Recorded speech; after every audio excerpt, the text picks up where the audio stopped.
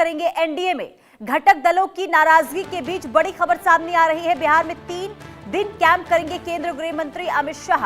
16 अक्टूबर को बिहार दौरे पर रहेंगे अमित शाह। सूत्रों के हवाले से ये जानकारी सामने आ रही है। नामांकन सभी की खुद निगरानी करेंगे, यानी कि नामांकन की निगरानी की जाएगी अमित शाह के द्वारा। बीजेपी शासित 12 राज्यों के सीएम नामांकन सभा में मौजूद रहेंगे। ये बहुत बड़ी खबर सामने आ रही है। एक तरफ देखिए एनडीए के घटक दलों में नाराजगी खबर लगातार सामने आ रही है सीट बंटवारे के बाद से ही, लेकिन बड़ी खबर ये है कि 16 अक्टूबर को बिहार के दौरे पर रहेंगे केंद्रीय गृह मंत्री अमित शाह और साथ ही साथ बीजेपी शासित 12 राज्यों के सीएम भी मौजूद रहेंगे। दरअसल नॉमिनेशन फाइल होगी और उस दौरान केंद्रीय गृह मंत्री अमित शाह की मौजूदगी रहेगी। नॉमिनेशन की निगरानी वो खुद करते हुए नजर आएंगे और साथ ही साथ 12 राज्यों के सीएम, बीजेपी शासित 12 राज्यों के सीएम भी मौजूद रहेंगे। तो बिहार चुनावों से पहले हर रोज नए नए दांव चले जा रहे हैं और इसी बीच ये बड़ी खबर सामने आ रही है कि जो नाराजगी घटक दलों को देखने को मिल रही है सीट बंटवारे को लेकर, कई ऐसी सीटें हैं जिसे लेकर इस वक्त एनडीए के घटक दलों में माथापच्ची का दौर देखने को मिल रहा है। लगातार नाराजगी की खबर देखिए, पहले मांझी, कुशवाहा और अब खबर ये सामने आ रही है कि नीतीश कुमार भी, सीएम नीतीश कुमार भी नाराज चल रहे हैं। और इसी बीच ये बड़ी खबर कि केंद्रीय गृह मंत्री अमित शाह 16 अक्टूबर को बिहार दौरे पर रहेंगे। नॉमिनेशन फाइल की जाएगी और इस दौरान उनकी मौजूदगी बिहार में रहने वाली है। अभी तक देखिए उम्मीदवारों की लिस्ट सामने नहीं आई है, कौन कहां से नॉमिनेशन फाइल करेगा इसकी भी जानकारी सामने नहीं आई है, लेकिन इससे पहले गृह मंत्री अमित शाह का बिहार दौरा तय हो चुका है। ये बड़ी खबर आपको बता रहे हैं। आखिर कब तक एनडीए की तरफ से, बीजेपी की तरफ से, बीजेपी अपने प्रत्याशियों को लेकर पत्ते खोलेगी, जेडीयू कब तक अपने प्रत्याशियों के नामों का ऐलान करती है, इसके अलावा मांझी हो या फिर कुशवाहा, तमाम तरीके से देखिए जिस तरीके से जानकारी सामने आ रही है कि नाराज चल रहे सीट बंटवारे को लेकर, ऐसे में अमित शाह का बिहार दौरा ये तय हो गया है। रितेश हमारे संवाददाता तमाम जानकारी के साथ जुड़ चुके हैं। रितेश, गृह मंत्री अमित शाह बिहार दौरे पर रहेंगे, क्यों जाने वाले हैं बिहार वो, और क्या इसे लेकर जानकारी? बिल्कुल, देखिए कि केंद्रीय गृह मंत्री अमित शाह चाणक्य माने जाते हैं, बीजेपी के लिए ही नहीं बल्कि एनडीए के लिए भी। और बिहार में स्थितियां हमेशा भी, कोई भी चुनाव हो वो चुनौतीपूर्ण होती हैं। कई जगह ऐसा होता है जब जहां पेच फंसता है तो जो बड़े कद का लीडर होता है वही सारी चीजों को सही तरीके से सुलझा सकता है।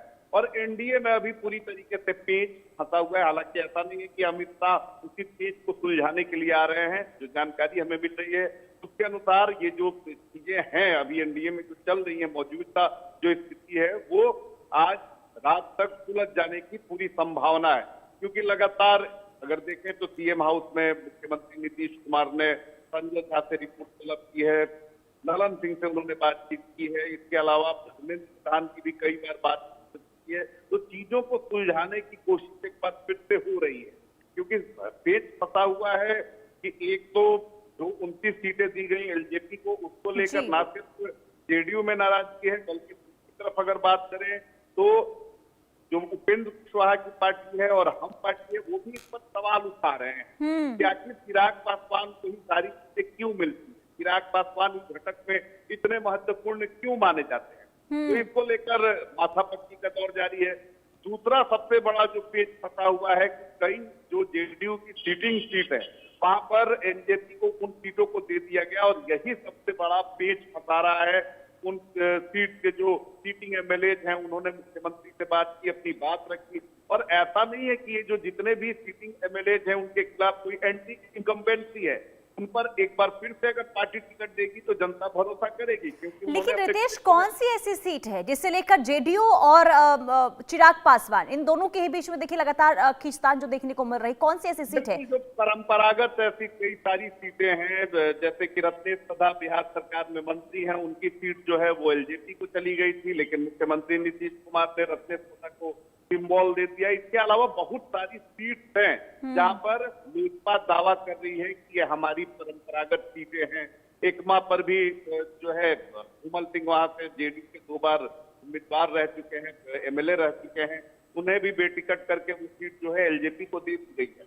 तो ये सारी चीजें इसलिए सवालों के घेरे में है कि मुख्यमंत्री नीतीश कुमार का कहना है कि एनडीए अलायंस हमेशा से ही अनुशासन में रहा है और अनुशासन के तले ही सारी चीजें होती रही हैं। पब्लिक डोमेन में, मीडिया में ये बातें कहाँ से आ गई कि कौन सी पार्टी कहाँ से चुनाव लड़ेगी, कैसे ये तय हो गया कि एलजेपी को कहाँ पे सीटें मिलेंगी, सीट शेयरिंग, सीट कितनी मिलेगी। चलिए ये बात तो सही है कि ये इस गठबंधन में इसे इतनी सीटें मिलेंगी, लेकिन कौन कौन सी सीटें किसको मिलेंगी ये आखिर किसने डिसाइड कर दी।